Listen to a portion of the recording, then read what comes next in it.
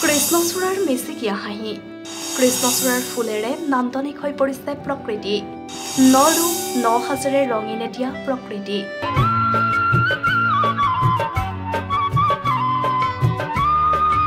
ঋতু বসন্তৰ উমান পাই আলফুলে ফুলি উঠিছে এজাৰ কৃষ্ণচূড়া বাক্সাৰ কামাৰদৈচাৰ পথৰ দাঁতিত এজাৰ কৃষ্ণচূড়া ফুলৰ নান্দনিক দৃশ্য দেখি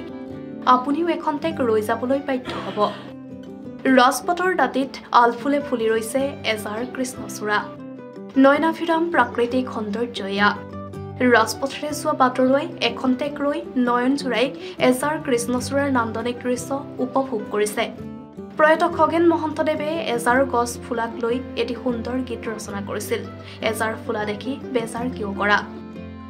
বসন্ত ঋতুত প্ৰতিগৰাকী অসমীয়াৰ মন প্ৰাণ ৰঙীন আৰু উন্মাদনা হৈ থাকে প্ৰতিগৰাকী ডেকা গাভৰুৰ মনত প্ৰেমে ঢৌ খেলে চিৰিলি চিৰিলি পাতৰ মাজত ডাল ভৰি ফুলিছে ৰক্ত কৃষ্ণচূড়া এই নান্দনিক দৃশ্য দেখি কবিয়ে লিখিছে কবিতা গীতিকাৰে দিছে গীতৰ সুৰ আৰু কোনোৱে আকৌ কৰিছে প্ৰেমালাপ এজাৰ গছত এজাৰ ফুল বৰ্তমান জাতিষ্কাৰ হৈ ফুলি আছে দেখিবলৈ পাইছোঁ সেই এজাৰ ফুলৰ ক্ষেত্ৰতে আমাৰ বিহু সম্ৰাট খগেন মহন্তদেৱে এজাৰ ফুলাক লৈ এটি গীত গাইছিলে এই গানটো হ'ল এজাৰ ফুলা দেখি বেজাৰ কিয় কৰোঁ কিয় মনে মাৰি থাকোঁ মোৰ চিনাই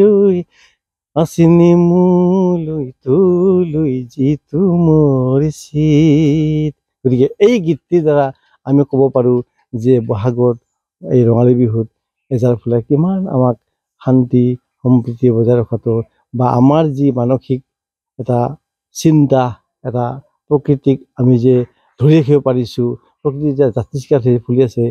এই ক্ষেত্ৰত আজি এই মঞ্চৰ পৰাই মই অসমবাসীলৈ এটা সংবাদ প্ৰেৰণ কৰিলোঁ বাক্সাৰ পৰা গোলাপ নাথৰ ৰিপৰ্ট কাৰেণ্ট ৰেন আছাম